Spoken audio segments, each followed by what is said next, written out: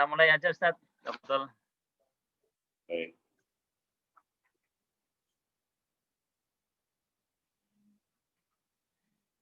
Bismillahirrahmanirrahim. Assalamualaikum warahmatullahi wabarakatuh. Innal hamdalillah nahmaduhu wa nasta'inuhu wa nastaghfiruh wa na'udzu billahi min syururi anfusina wa min sayyiati a'malina. May yahdihillahu fala mudhillalah wa may yudlil fala hadiyalah. Asyhadu an la ilaha illallah wahdahu la syarikalah wa asyhadu anna Muhammadan abduhu wa rasuluh sallallahu alaihi wa ala alihi wa sahbihi wa man tabi'ahum bi ihsan wa sallama taslima amma ba'd. Hadirin jamaah sekalian yang dimuliakan Allah, kembali sore hari ini kita akan mengkaji kitab Tauhid. Kita akan masuk pada bab an-nahyu an sabbirrih. Larangan dari mencela angin. Larangan dari mencela angin. Ya. Keterkaitan bab ini dengan kitab Tauhid. Anna sabbarrih sabbun limudabbiriha wa huwa Allah subhanahu wa ta'ala. Bahwa mencela angin itu sama saja mencela yang mengaturnya, yang memerintahkannya, yaitu Allah subhanahu wa ta'ala. Li'annaha tajri bi amrih. Karena angin itu bergerak berdasarkan perintah Allah subhanahu wa ta'ala.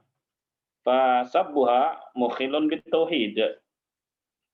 Maka mencelanya mencacati ketauhidan.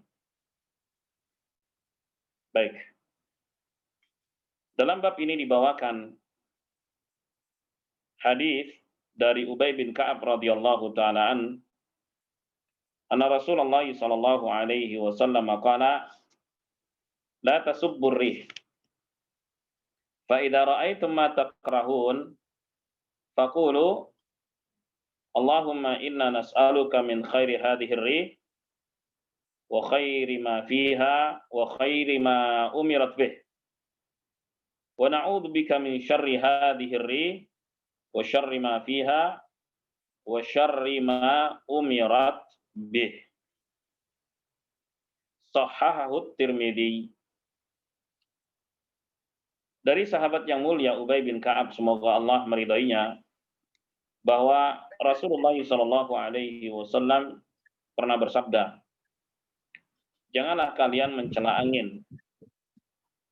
Apabila kalian melihat apa yang tidak kalian sukai atau melihat sesuatu yang kalian khawatirkan, misalnya angin berhembus agak kencang, ya, maka doalah.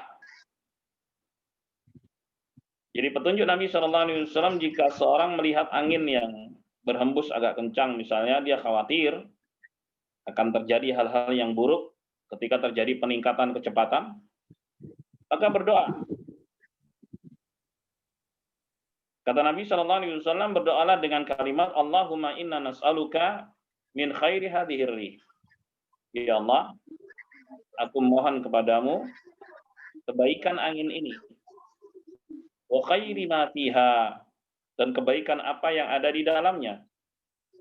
Wa khairi ma umirat bih, dan kebaikan apa yang ia diperintah dengannya. Wa na'udzu bika min syarri hadhihi rih, dan aku berlindung kepadamu ya Allah dari keburukan angin ini. Wa syarri ma fiha, dan keburukan apa yang ada di dalamnya.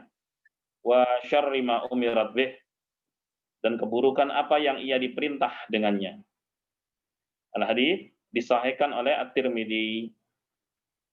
Jemaah sekalian yang dimuliakan Allah, ini termasuk beradab kepada Allah Subhanahu wa ta'ala. Karena Muslim tahu bahwa segala sesuatu yang ada di alam semesta semuanya berdasarkan perintah Allah Subhanahu wa taala. Tidak ada satupun makhluk kecuali taat kepada Allah Subhanahu wa taala, kecuali jin dan manusia. Jadi seluruh makhluk itu patuh kepada Allah Subhanahu wa taala. Yang diberi kebebasan untuk memilih hanya jin dan manusia saja. Ya. Allah Subhanahu wa taala berfirman, "Wa in min syai'in illa yusabbihu bihamdihi walakin la tafqahuna tasbihahum." Tidak ada satupun makhluk tidak ada satu makhluk kecuali mereka bertasbih, muji Tuhannya, kan tapi kalian tidak tahu bagaimana cara mereka bertasbih. Ya. Namun jin dan manusia diberi hak pilih. Man syaa'a falyu'min wa man syaa'a falyakfur. Yang mau beriman silahkan, yang mau kafir silahkan. Ya. Akan tapi Allah Subhanahu wa taala pasti akan membalas sesuai dengan pilihan. Kalau pilihannya adalah ketaatan kepada Allah, dibalas surga. Kalau pilihannya adalah kemaksiatan kepada Allah Subhanahu wa taala, maka dibalas dengan neraka. Inna a'tadna lidh-dhalimina naran ahata bihim suradiquha. Sungguhnya kami siapkan neraka bagi orang-orang yang zalim, yang mengelilingi mereka sehingga mereka nggak bisa lepas darinya. Jemaah sekalian yang dimuliakan Allah, dari sini kita mengetahui bahwa ciptaan-ciptaan Allah selain jin dan manusia, mereka adalah hamba Allah yang selalu patuh, termasuk angin. Maka dia bergerak berdasarkan perintah. Terkadang ada tiupan yang lembut, yang sepoi-sepoi, yang sejuk. Terkadang tiupan yang membawa hawa yang panas. Terkadang membawa tiupan yang sangat kencang. Ya. Maka kalau kita melihat hal-hal yang mengkhawatirkan, ya biasanya terjadi di musim pancaroba seperti sekarang ini, ya berdoalah kepada Allah Subhanahu wa taala. Itu sebagai bentuk adab kita kepada Allah Subhanahu wa taala. Faedah yang bisa dipetik dari hadis tadi, yang pertama adalah an-nahyu an sabbirri. Larangan mencela angin. Li'annaha khalqun mudabbarun. Karena angin merupakan ciptaan Allah Subhanahu wa taala yang diatur oleh Allah Subhanahu wa taala. Fayarji'us sabbu ila khaliqiha. Karena celaan itu pasti akan kembali kepada yang mengaturnya, yaitu Allah Subhanahu wa taala, dan ini jelas terlarang. Mencela Allah Subhanahu wa taala itu terlarang. Baik. Kemudian faedah yang kedua, ar-ruju' ila Allah wal isti'adzatu bihi min syarri ma khalaq. Anjuran untuk kembali kepada Allah Subhanahu wa taala dan meminta perlindungan kepadanya dari keburukan atau kejelekan ciptaan Allah Subhanahu wa taala. Maka minta perlindungannya hanya kepada Allah Subhanahu wa taala. Kemudian faedah yang ketiga, an-riha takunu bi ma'murah bil khair wa takunu ma'muratan bisyarr. Angin terkadang diperintah membawa kebaikan, terkadang diperintah membawa keburukan. Ya. Kemudian faedah yang keempat, al-irsyad ilal kalamin nafi' idza ra'a al-insanu ma yakrahu lis-salamah min syarrih. Petunjuk dari Nabi Shallallahu alaihi wasallam, ya, berupa kalimat yang bermanfaat, kalimat yang baik. Apabila seorang melihat sesuatu yang dikhawatirkannya supaya selamat dari keburukannya. Ya. Jemaah sekalian yang dimuliakan Allah, jadi di tengah kekhawatiran tetap ada petunjuk. Ya.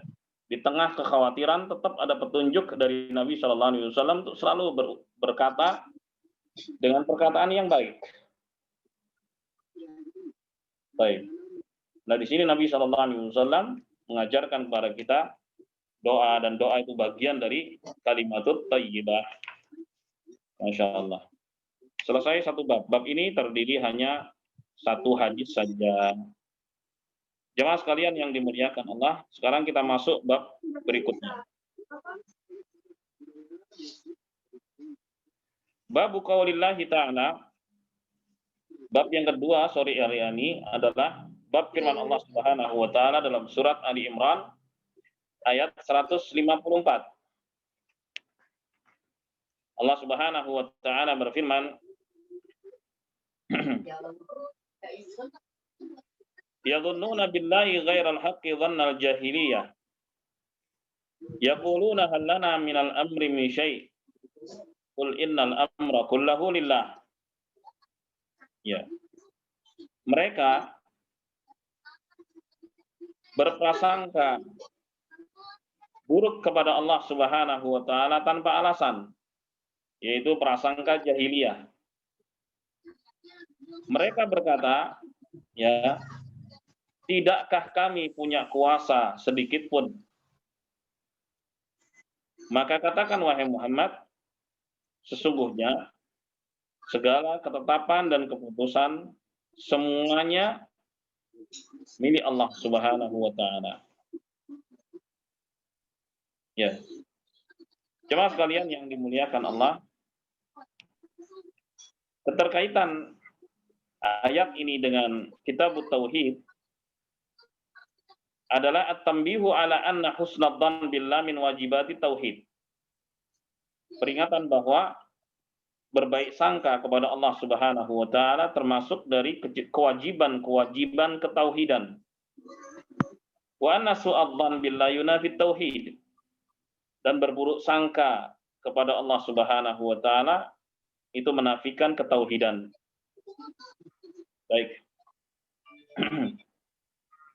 Nah, di dalam ayat ini jemaah sekalian yang dimuliakan Allah, orang-orang munafik ya berprasangka buruk kepada Allah Subhanahu wa taala atas takdir yang Allah Subhanahu wa taala kehendaki. Nah, prasangka buruk ini adalah perilaku jahiliyah. Perilaku jahiliyah, seorang yang menyatakan muslim, menyatakan dirinya sebagai muslim, nggak boleh dia berprasangka buruk kepada Allah Subhanahu wa taala atas kejadian apapun yang Allah Subhanahu wa taala takdirkan. Ya. Faedah yang bisa dipetik dari ayat ini, anna man dhanna anna Allah yudilul batila 'alal haqq idalatan mustamirrah yatmahillu ma'ahal haqq idmihlalan la yaqumu ba'dahu faqad dhanna billahi ghairal haqqi dhannal jahiliyah. Barang siapa yang berprasangka bahwa Allah Subhanahu wa taala akan melanggengkan kebatilan, ya, dan akan selalu mengalahkan kebenaran, maka ini prasangka buruk kepada Allah Subhanahu wa taala. Dilarang muslim punya prasangka seperti itu. Dengan mengatakan, kenapa selama ini kita selalu ditindas dan seterusnya. Kalimat-kalimat yang selalu mengisyaratkan bahwa dirinya itu selalu rendah. Baik. Maka tidak boleh muslim memiliki prasangka tersebut. Karena itu adalah prasangka jahiliyah. Dahulu bangsa jahiliyah memiliki prasangka buruk kepada Allah Subhanahu wa taala walaupun beda konteks. Yang kedua, isbatul hikmati fima yujrihillahu min dhuhuril batil ahyanan.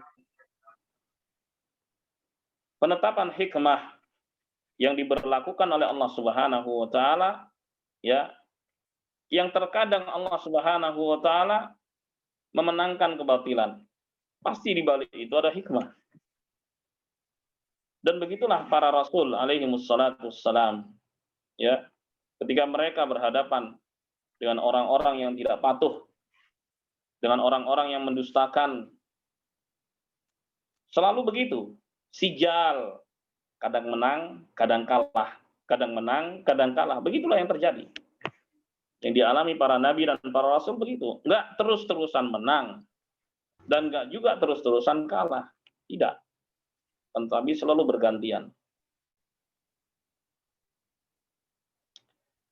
Faedah yang ketiga, bayanu khubthi tawiyatil munafiqina. Ayat ini menjelaskan betapa busuknya orang-orang munafik. Wa annahum inda syada'id yudhhir ma indahum minan nifaq. Dan kebusukan itu akan tampak ketika dalam posisi sulit. Ketika dalam posisi sulit, kebusukan itu akan nampak, akan terlihat. Berbeda dengan orang-orang yang beriman. Akan selalu di atas ketulusan. Ya. Kemudian yang keempat, faedah yang bisa dipetik dari surat Ali Imran 154 tadi, itsbatul qada wal qadar. Penetapan takdir. Dan itu merupakan hak Allah Subhanahu wa taala dan rahasia Allah Subhanahu wa taala. Kita nggak tahu takdir masa depan. Baru kita ketahui setelah kejadian. Setelah kejadian baru kita ketahui. Kemudian faedah yang kelima, wujubu tanzihillah amma la yaliqu bihi subhanah. Wajibnya menyucikan Allah Subhanahu wa taala dari hal-hal yang tidak pantas, termasuk prasangka buruk kepadanya. Kemudian yang keenam, wujubu husnidzan billahi Subhanahu wa taala. Wajibnya untuk selalu berbaik sangka kepada Allah Subhanahu wa taala. Ayat yang kedua adalah surat Al-Fath ayat 6. Allah Subhanahu wa taala berfirman, ya, adh-dhannina billahi dhanna saw, alaihim dairatus saw, wa ghadiballahu alaihim wa la'anahum wa a'adda lahum jahannam wa sa'at masira. Mereka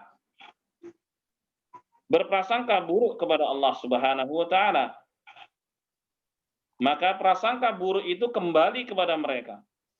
Jadi karena mereka berprasangka buruk kepada Allah, keburukan itu akan menimpa kepada mereka. Sebagaimana juga hadits kudusi di mana Allah Subhanahu wa taala berfirman, "Ana inda dhanni 'abdi bi."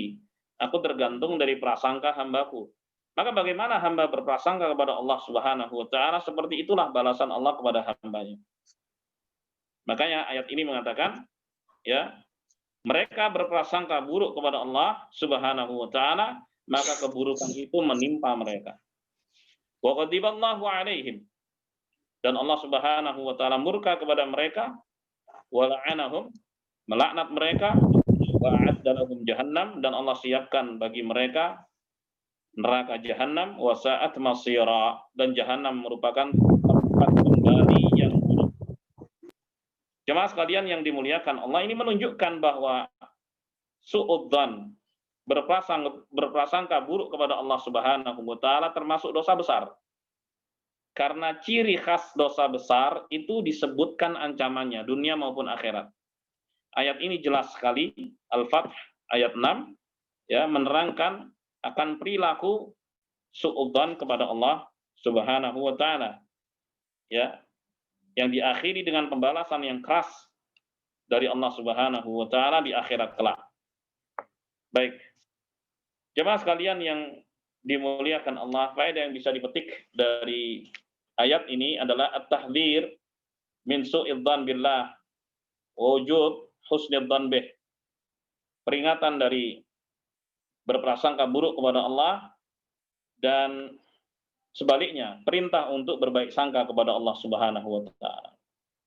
Yang kedua, anna man dhanna anna Allah la yansuru rasulahu wa dinah faqad dhanna bihi dhanna saw.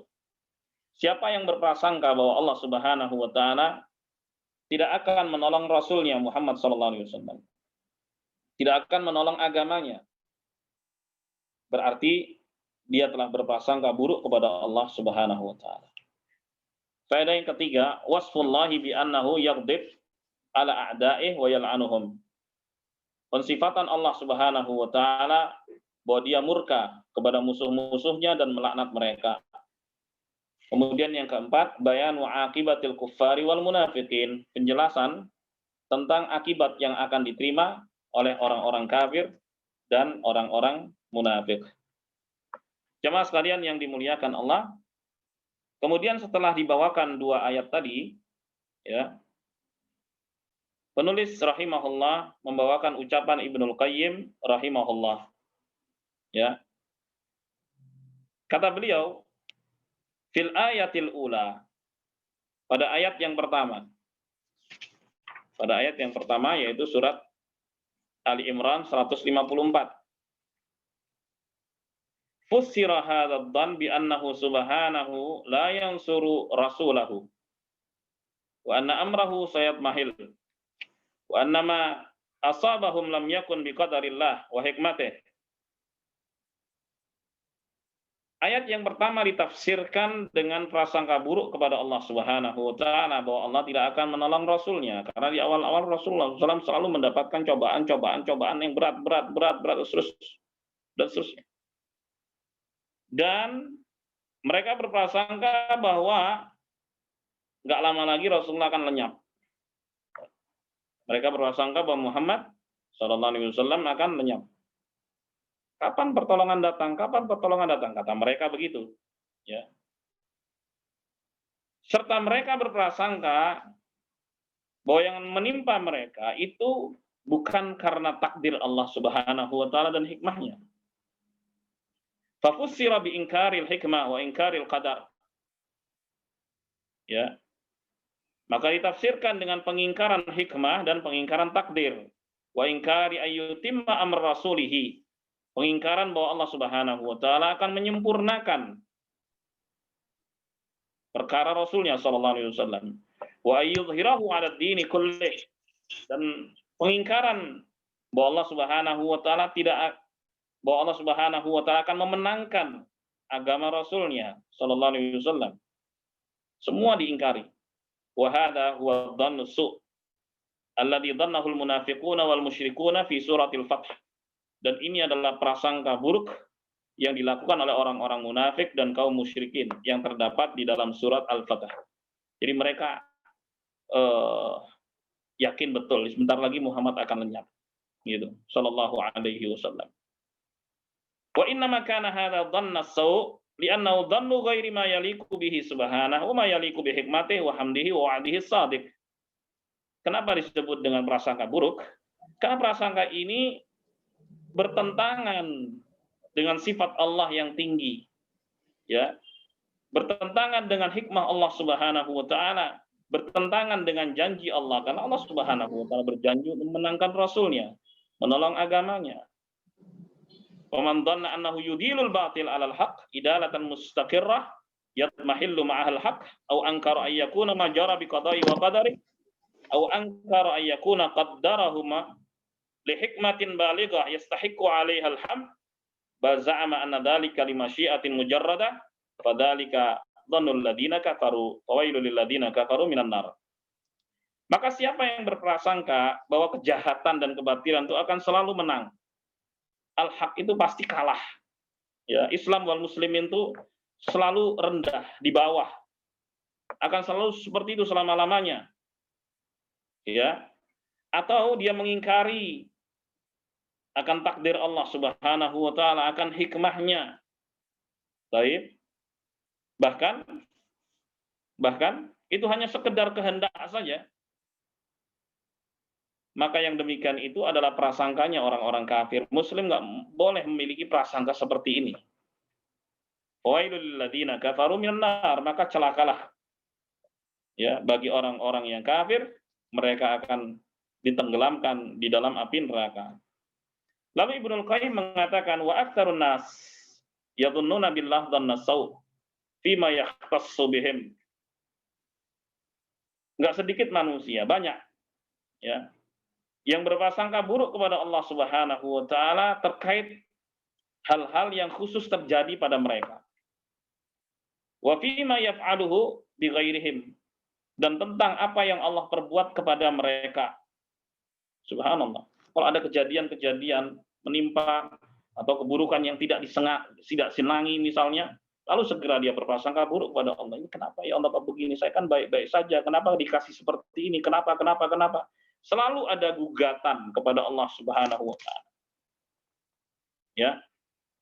Ini prasangka buruk pada Allah Subhanahu wa taala. Wa la yaslamu min dzalika illa man 'arafa Allah wa asma'ahu wa sifatihi wa mujiba hikmatih wa hamdih wa 'adi shadiq. Tidak akan selamat dari prasangka buruk tersebut kecuali orang-orang yang kenal dengan Allah Subhanahu wa taala melalui nama-namanya dan sifat-sifatnya. Kenal akan hikmah yang Allah Subhanahu wa taala tentukan dan kenal tentang janji Allah Subhanahu wa taala yang pasti benar. Lalu Ibnu Qayyim mengatakan falya'tanil labibun nasih li nafsihi lihada. Hendaknya orang yang cerdas memperhatikan pada dirinya. Ya introspeksi diri kata beliau. Wal yatub ilallah wa yastaghfiru min dhanni bi rabbih dhannas saw. Dan hendaknya bertobat kepada Allah dan beristighfar kepada Allah Subhanahu wa taala akan prasangka buruknya kepada Allah Subhanahu wa taala. Walau fatashtaman fatash la ra'aita 'indahu ta'annutan 'alal qadar wala malatan wa malamatan lah. Kalau seandainya ada orang yang memeriksa, periksa deh, introspeksi deh. Pasti dia akan mendapati, ya, pasti dia akan mendapati. Gak sedikit orang yang kemudian menggugat takdir Allah Subhanahu wa taala, mencela takdir Allah Subhanahu wa taala. Wa annahu kana yang bagi ayyakuna kada wa kada. Lalu dia mengatakan mestinya kan begini, mestinya kan begini, mestinya kan begini gitu. Subhanallah. Terjadikah itu pada diri kita masing-masing? Kalau itu terjadi, maka itulah yang namanya suudzon kepada Allah Subhanahu wa taala. Jadi ketika ada hal-hal yang tidak menyenangkan, ya, kemudian kita protesnya kepada Allah Subhanahu, kenapa ini terjadi pada diri saya, kenapa ini terjadi pada diri kami, mestinya kan begini, mestinya kan nggak begini, dan seterusnya. Itu namanya suudzon kepada Allah Subhanahu wa taala, dan ini termasuk dosa besar. Maka orang yang bertauhid tidak boleh memiliki prasangka buruk seperti ini kepada Allah Subhanahu wa taala, dan ini berbahaya, ya. Dan Ibnu Qayyim mengatakan di akhir ucapannya, wa fattish nafsak hal anta salim, maka periksalah dirimu, introspeksilah diri, apakah engkau selamat dari prasangka buruk kepada Allah Subhanahu wa taala seperti ini. La ilaha illallah. Jemaah sekalian yang dimuliakan Allah, ini bab kedua baru saja kita selesaikan, ya. Sebelum masuk ke bab yang ketiga pada sore hari ini, mungkin ada yang mau bertanya, saya persilahkan. Silakan jemaah.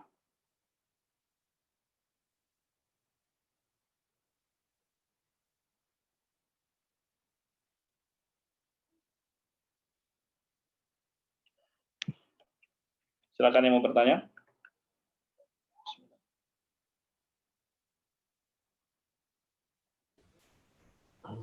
Assalamualaikum Pak Ustadz. Waalaikumsalam, silakan. Pak Ustadz, saya mau nanya itu terkait tadi yang disampaikan angin ya. Kalau ada angin kencang itu kita tidak boleh mencela ya. Tapi kan kita kadang takut. Nah, apa yang sebaiknya kita katakan atau bagaimana kita harus bersikap gitu Pak Ustadz? Terima kasih Pak Ustadz. Baik, bagus. Ya, doa seperti yang dianjurkan Nabi Muhammad SAW, fa idza ra'aitum ma takrahun, kalau kalian melihat apa yang kalian khawatirkan, berdoalah. Ya, Allahumma inna nas'aluka min khairi hadhihi rih wa khairi ma fiha wa khairi ma umirat bih. Ya Allah, aku memohon kepadamu kebaikan angin ini, kebaikan apa yang ada di dalamnya, kebaikan apa yang ia diperintah dengannya. Wa na'udzubika min syarri hadhihi rih wa syarri ma fiha wa syarri ma umirat bih. Dan aku berlindung kepadamu ya Allah dari keburukan angin ini, keburukan apa yang ada di dalamnya, dan keburukan apa yang ia diperintah dengannya. Inilah petunjuk Nabi Muhammad SAW. Kalau misalnya nggak bisa dan nggak hafal, ya minta saja dengan bahasa Indonesia, ya Allah, lindungi saya dari keburukan angin ini. Berikan kepada kami kebaikan angin ini. Begitu.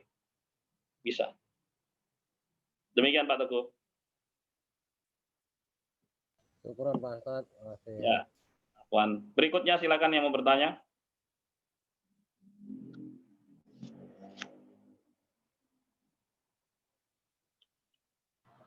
Assalamualaikum warahmatullahi wabarakatuh. Waalaikumsalam warahmatullahi wabarakatuh. Ahlan, marhaban.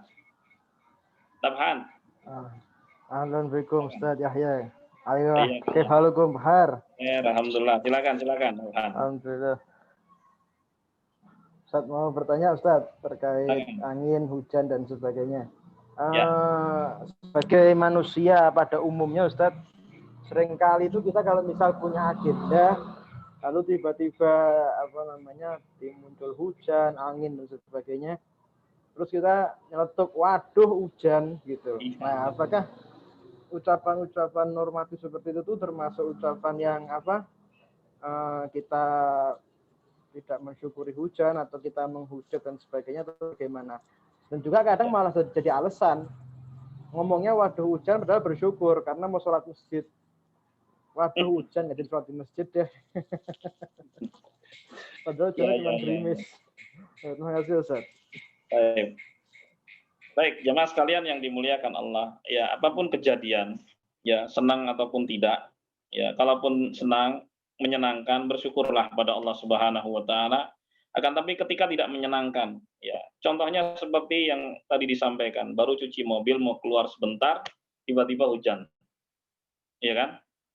Ya, kadang-kadang bagaimana? Kan ini sudah kerja, ya capek, nyuci, bersih, ataupun misalnya nyuci di tempat orang kan begitu harus bayar sekian, tiba-tiba hujan. Ya kita harus biasakan, ya. Harus biasakan terima itu putusan Allah Subhanahu wa taala. Jangan sampai muncul kalimat-kalimat gugatan gitu. Ya kan? Yang mengisyaratkan gugatan. Ya coba tersenyum gitu.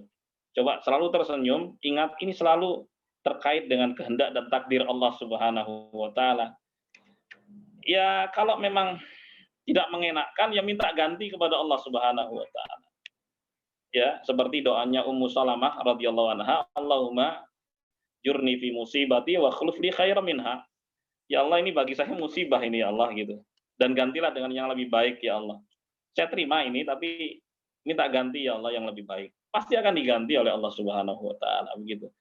Yang pasti jangan sampai muncul bentuk perlawanan kepada Allah Subhanahu wa taala, bentuk prasangka buruk kepada Allah Subhanahu wa taala, kan dosa besar itu.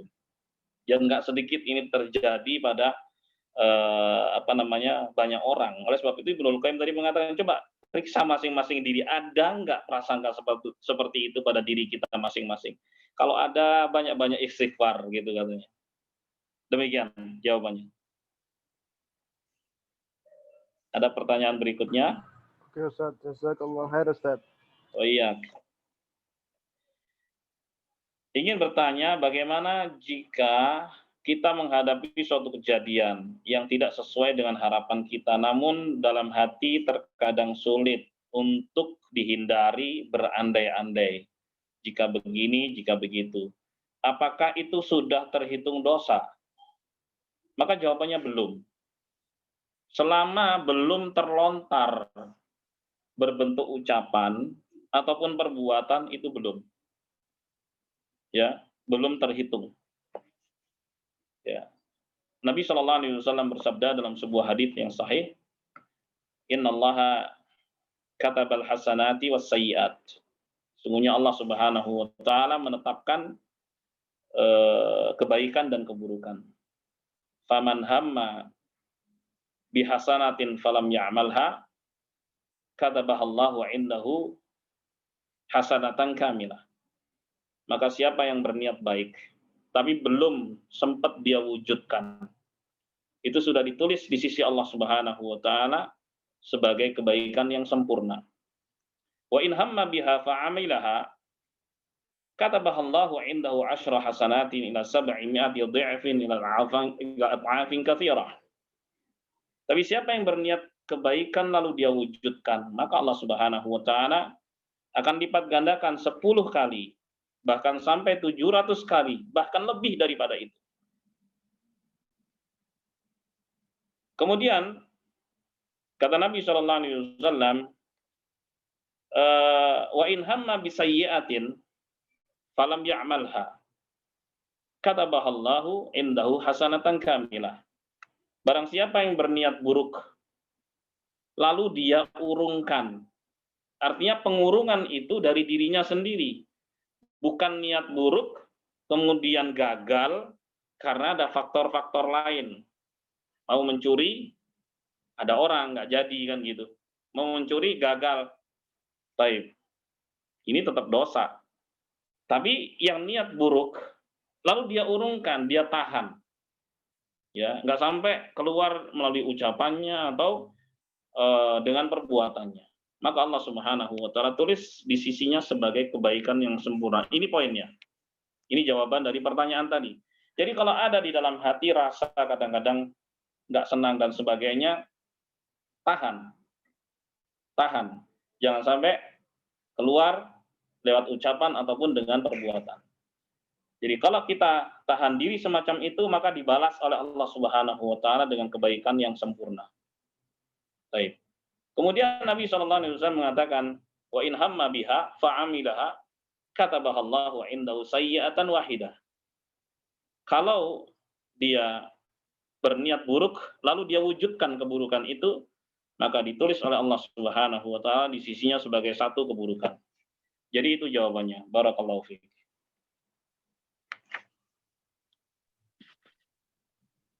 Ada pertanyaan lagi? Silakan. Assalamualaikum Ustaz. Waalaikumsalam, Pak Dwi. Silakan Pak Dwi. Nah, barakallahu fiik Ustaz. Baik, silakan. Mau bertanya Ustaz, ini terkait dengan amalan riya ya. Jadi bagaimana terkait pahala amalan kita terdahulu yang notabene mungkin kita dulu belum sampai ya ilmunya terkait dengan dosa riya tadi Ustaz. Nah, kita dulu mungkin sudah pernah misal ya bersedekah, tapi waktu itu kita berniat untuk supaya dipuji gitu. Nah, sekarang kan udah tahu ilmunya Ustaz, terus kita bertobat.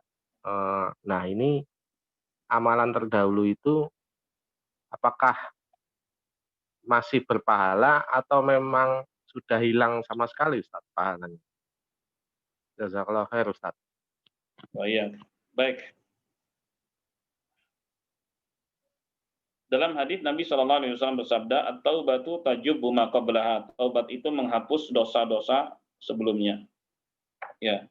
Jadi kalau seorang punya dosa lalu dihapus oleh Allah Subhanahu wa taala, ya Pak, dimasukkan ke dalam surga. Ya. Dan dimasukkan dalam surga itu sudah balasan luar biasa. Sudah balasan luar biasa.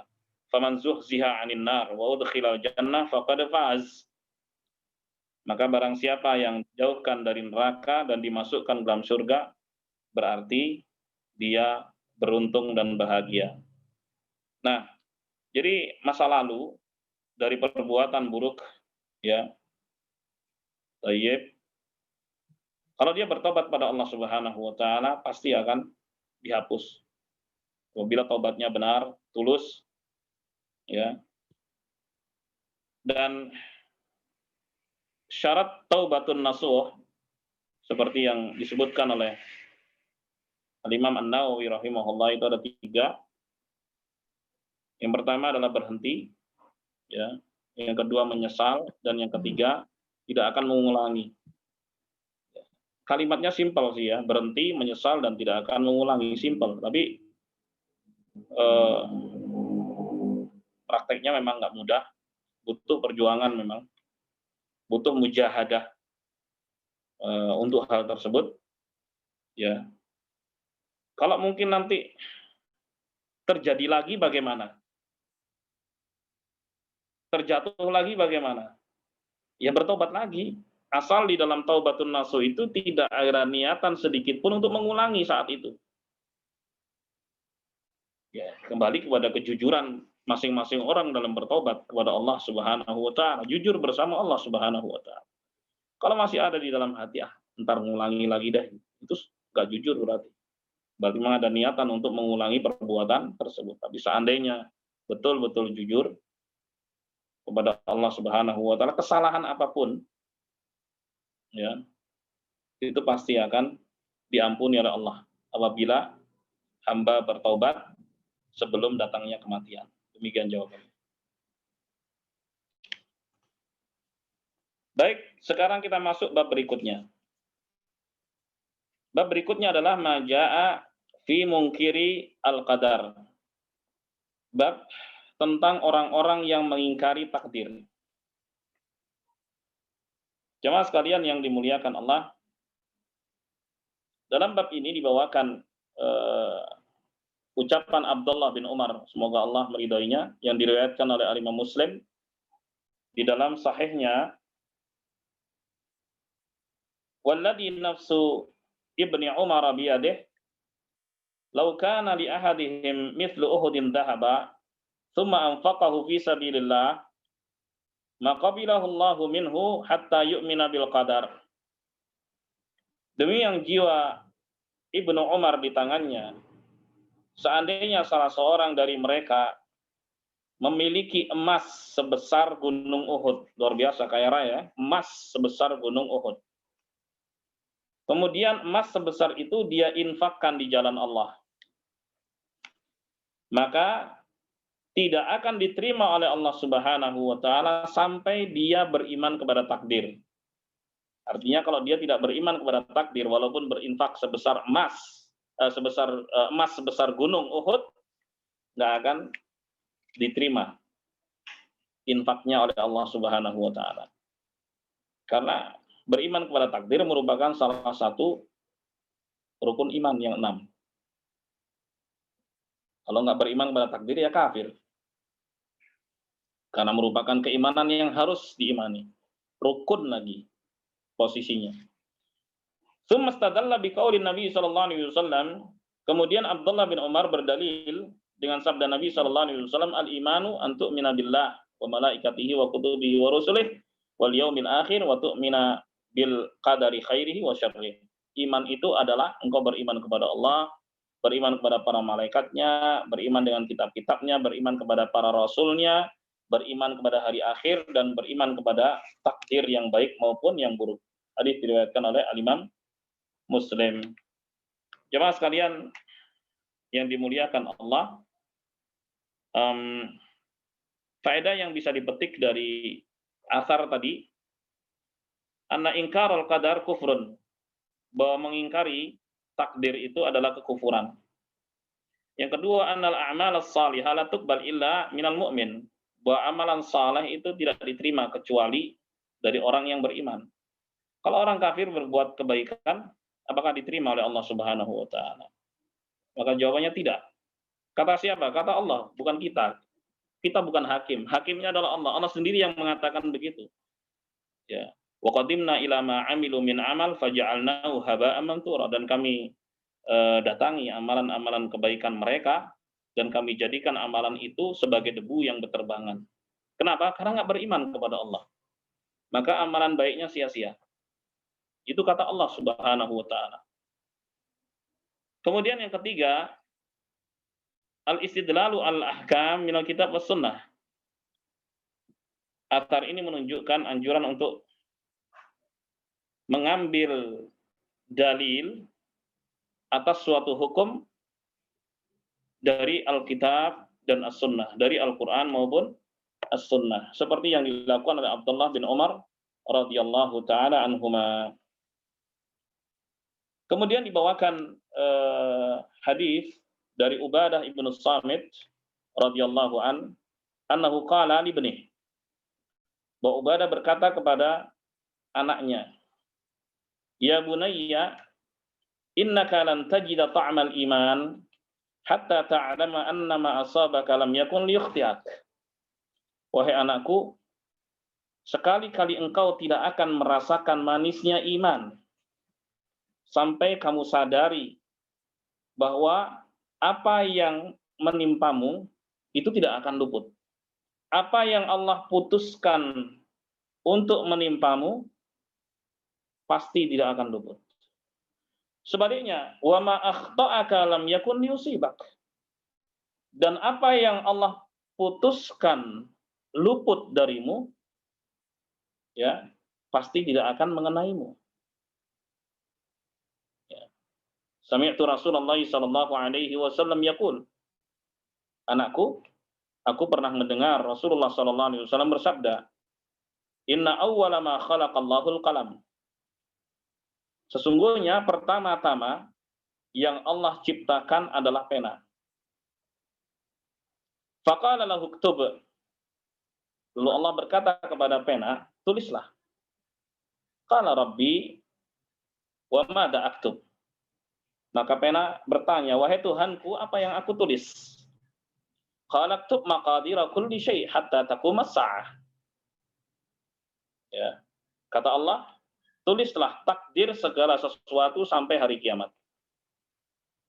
Ya bunai. Lalu Ubadah bin Samit melanjutkan nasihatnya, wahai anakku, sami'tu Rasulullah sallallahu alaihi wasallam yaqul. Aku pernah mendengar Rasulullah sallallahu alaihi wasallam bersabda, "Man mata 'ala ghairi hadza falaysa minni." Barang siapa yang mati tidak di atas keyakinan ini, maka dia bukan golonganku, kata Nabi SAW. Alias kafir. Yang enggak beriman kepada takdir ya kafir. Wa fi riwayatil li Ahmad. Sementara dalam riwayat Imam Ahmad, Nabi Shallallahu Alaihi Wasallam bersabda, Inna awwala ma khalaqallahul qalam. Sesungguhnya pertama-tama yang Allah ciptakan adalah pena. Faqala lahu uktub, dan Allah berkata kepadanya, tulislah. Fajara fi tilkas sa'ati bima huwa kainun ila yaumil qiyamah. Maka diberlakukanlah sejak saat itu sampai hari kiamat. Pasti terjadi dan tidak akan pernah berubah. Wa fi riwayatil Ibnu Wahbin, sementara dalam satu riwayat ya Ibnu Wahab, qala Rasulullah sallallahu alaihi wasallam, Rasulullah sallallahu alaihi wasallam bersabda, "Faman lam yu'min bil qadari khairihi wa syarrihi ahraqahu Allahu binnar." Kata Nabi sallallahu alaihi wasallam, barang siapa yang tidak beriman kepada takdir yang baik maupun yang buruk, maka Allah Subhanahu wa taala akan membakarnya dengan api neraka. Jemaah sekalian yang dimuliakan Allah, ada sejumlah faedah yang bisa dipetik dari asar-asar tadi. Yang pertama adalah wujubul iman bil qadar. Wajibnya beriman terhadap takdir. Yang kedua, al-wa'idus syadid al-mutarattibu ala inkaril qadar. Di dalam asar-asar ini terdapat ancaman yang sangat keras ya atas pengingkaran terhadap takdir. Yang ketiga, isbatul qalam wa kitabatul maqadir al-madiyah wal mustaqbala bihi ila qiyamis sa'ah. Riwayat-riwayat tadi menunjukkan penetapan pena dan penulisan takdir yang lalu dan yang akan datang sampai hari kiamat. Kemudian hadis yang ketiga dalam bab ini, wa fil musnad was sunani ani bin Dailami qala ataitu Ubay bin Ka'b. Di dalam Al-Musnad dan As-Sunan dari Ibnu Ad-Dailami, dia berkata, aku mendatangi Ubay bin Ka'ab radhiyallahu an. Faqult fi nafsi syai'un minal qadar. Di dalam diriku, di dalam hatiku ada sedikit ganjelan terkait takdir. Fahadithni bi syai' la'alla Allah yudhibuhu min qalbi. Sampaikan hadis kepadaku. Ya, semoga Allah Subhanahu wa taala menghilangkan ganjelan itu di dalam hatiku, kata Ibnu Dailami kepada Ubay bin Ka'ab radhiyallahu anhu. Faqala, maka Ubay bin Ka'ab radhiyallahu anhu berkata, "Lau anfaqta mithla Uhudin dhahaba." Kalau seandainya engkau berinfak emas sebesar gunung Uhud, maka bilahullahu mink hatta tu'mina bil qadar. Allah Subhanahu wa taala tidak akan terima infakmu sampai engkau beriman kepada takdir. Wa ta'lam, dan kamu harus sadari annama asabak lam yakun liyukhti'ak, bahwa apa yang Allah tetapkan mengenaimu tidak akan luput darimu. Wa ma akhta'aka lam yakun liyusibak, Dan apa yang Allah tetapkan luput darimu tidak akan mengenaimu. Walau mitta ala ghairi hada. Kalau engkau meninggal dunia tidak di atas keyakinan ini, lakunta min ahlin nar. Pastilah engkau termasuk penduduk neraka. Selesai.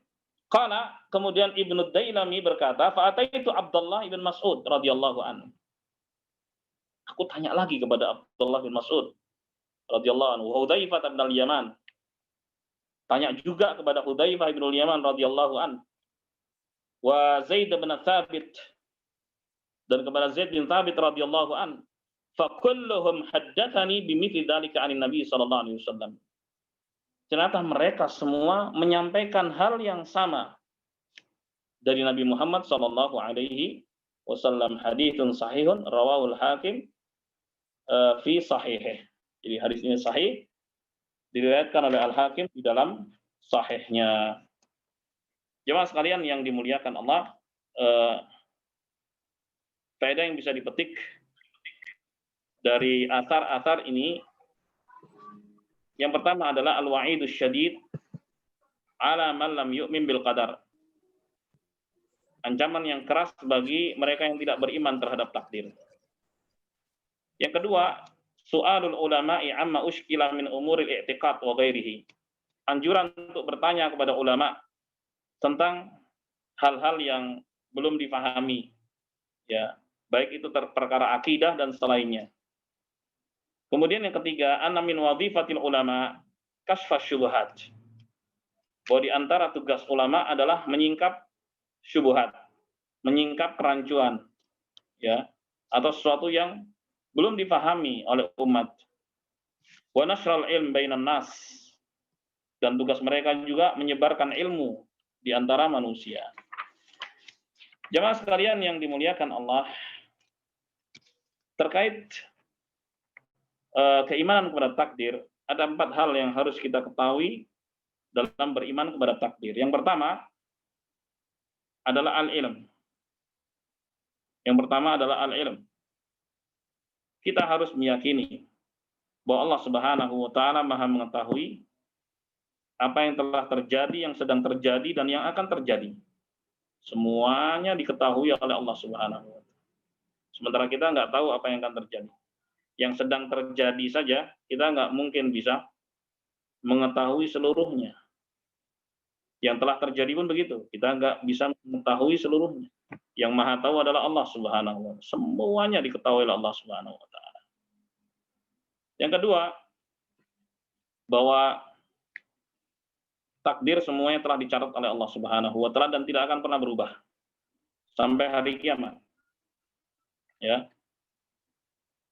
Sebagaimana hadis yang telah kita baca tadi. Ditambah lagi dengan firman Allah Subhanahu wa taala, alam ta'lam annallaha ya'lamu ma fis sama'i wal ard. Inna dzalika fi kitab, inna dzalika 'ala Allahi yasir. Tidakkah engkau tahu bahwa Allah Subhanahu wa taala Maha mengetahui apa yang di langit dan apa yang di bumi?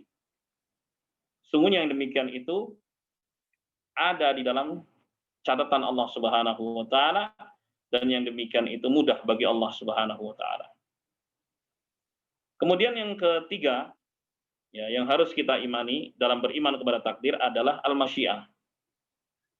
Ya. Bahwa setiap kejadian itu pasti nggak lepas dari kehendak Allah Subhanahu wa taala. Apapun kejadiannya. Apapun kejadiannya. Yang menurut kita menyenangkan ataupun tidak menyenangkan, ya, itu nggak lepas dari kehendak Allah Subhanahu wa taala. Tidak ada satupun yang liar, ya, bergerak dengan sendirinya, nggak ada. Semua dikehendaki oleh Allah Subhanahu wa taala. Baik atau buruk itu kan ditinjau dari sisi kitanya sebagai manusia. Baik itu yang menyenangkan kita, kalau buruk itu yang tidak menyenangkan kita. Tapi di sisi Allah Subhanahu wa taala semuanya baik. Karena Allah nggak butuh dengan apapun dari kita. Gitu. Jadi kejadian apapun, yang buruk ataupun yang baik, semuanya dengan kehendak Allah Subhanahu wa taala. Kemudian yang keempat, dalam beriman kepada takdir, kita harus meyakini bahwa Allah Subhanahu wa taala pencipta segala sesuatu. Karena dia pencipta segala sesuatu, maka dia berhak untuk mengatur dan menentukannya. Dan Allah Subhanahu wa taala telah menyatakan bahwa Allah Subhanahu wa taala tidak mendolimi siapapun. Ya. Wala yadhlimu rabbuka ahada. Tuhanmu, wahai Muhammad, itu tidak mendolimi siapapun. Jadi takdir Allah Subhanahu wa taala semuanya berdasarkan hikmah Allah Subhanahu wa taala yang mendalam dan berdasarkan keadilan Allah Subhanahu wa taala.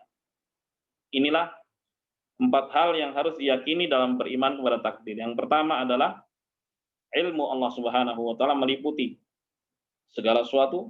Yang kedua, bahwa takdir itu telah ditetapkan ya 50.000 tahun sebelum Allah menciptakan langit dan bumi, dan akan terus berlaku sampai hari kiamat dan tidak akan pernah berubah.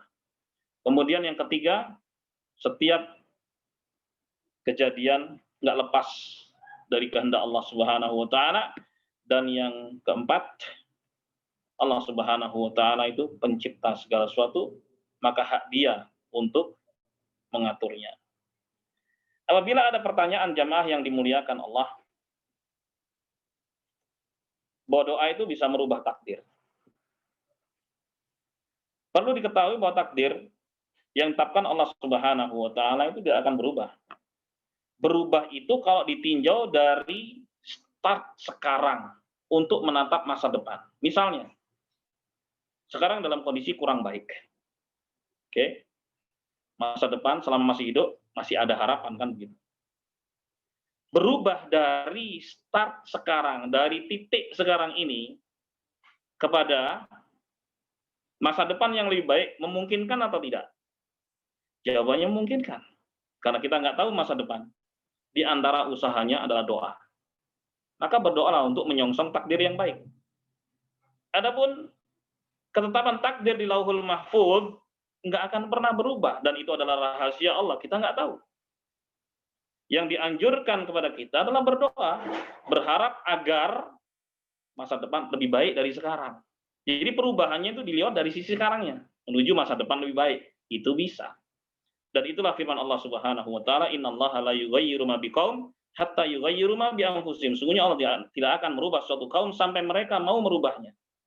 Jadi kalau sekarang ini dia nggak mau berubah, malas misalnya, ya udah nggak akan pernah berubah di masa yang akan datang. Tapi kalau dia mau berusaha, insya Allah berubah. Sambil berharap pada Allah Subhanahu wa taala. Berdoa kepada Allah Subhanahu wa taala. Begitu pemahamannya.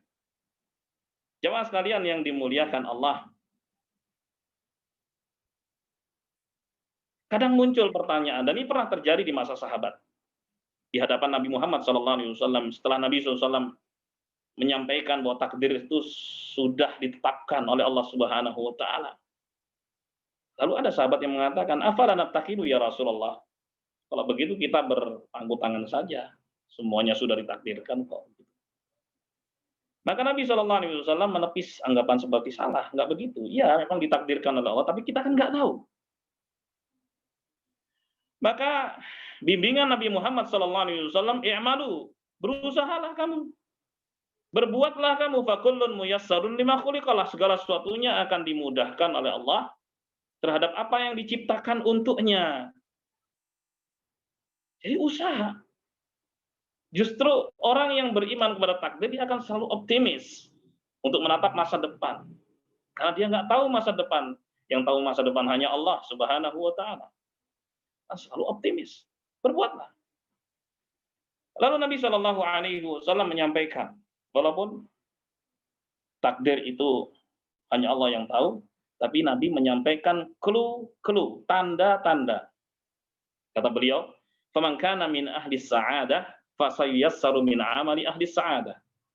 Maka siapa yang termasuk orang-orang yang bahagia, penduduk surga, maka dia akan dimudahkan untuk beramal dengan amalannya penduduk surga. Itu amalan kebaikan. Itu clue-nya. Jadi ketika seorang dimudahkan untuk berbuat baik, ini tanda baik buat dia. Apakah sudah cukup sampai di situ? Belum. Karena belum finish. Sementara Nabi mengatakan innamal a'mal bil khawatim. Amalan itu dilihat dari ujungnya, bagaimana akhir hidupnya. Ya kalau belum finish nggak bisa seorang kemudian bersenang-senang atau merasa sudah aman, belum. Karena faktor setan itu akan selalu mengganggu dia, nggak ridho. Setan melihat manusia taat kepada Allah Subhanahu wa taala. Tapi itu clue dari Nabi SAW. Siapa yang dimudahkan berbuat baik itu tanda baik buat dia. Sebaliknya, wa man kana min ahli syaqawah fasayassaru min amali ahli syaqawah. Siapa yang termasuk orang-orang yang celaka, penduduk neraka, maka dia akan dimudahkan untuk berbuat jelek. Maka siapa yang merasa dimudahkan berbuat jelek dan sulit rasanya untuk berbuat baik, awas, itu tanda buruk. Masih tanda. Kalau dia punya iman, segera berusaha dan berjuang. Ya. Kembali ke jalan yang lurus. Dan memang nggak mudah. Minta pertolongan kepada Allah Subhanahu wa taala agar diberi keistiqomahan. Dan ini tanda-tanda ataupun rambu-rambu seperti dari Nabi Muhammad SAW penting buat kita. Karena kita nggak tahu masa depan. So itu jamaah sekalian yang dimuliakan Allah, selalulah berhusnudzan kepada Allah Subhanahu wa taala. Berbaik sangka pada Allah Subhanahu wa taala apapun yang terjadi. Karena dinamika kehidupan itu pastilah berubah-ubah, kadang senang, kadang susah. Nggak ada yang senang terus, nggak ada yang susah terus. Balasan itu hanya ada di akhirat. Seandainya ada orang dibalas kebaikan oleh Allah di dunia ini karena ketaatannya, itu sekaligus cobaan buat dia. Ya, masih terus bersyukur atau tidak? Jemaah sekalian yang dimuliakan, karena memang dunia ini tempatnya cobaan. Maka petunjuk-petunjuk Allah, petunjuk-petunjuk Rasulullah SAW dari apa yang telah kita baca semua, mudah-mudahan membimbing kita dalam menjalani kehidupan kita di dunia ini. Semoga bermanfaat, dan kurangnya mohon maaf. Walhamdulillahirabbil alamin. Masih ada sedikit waktu, silakan yang mau bertanya sebelum ditutup. Silakan jamaah.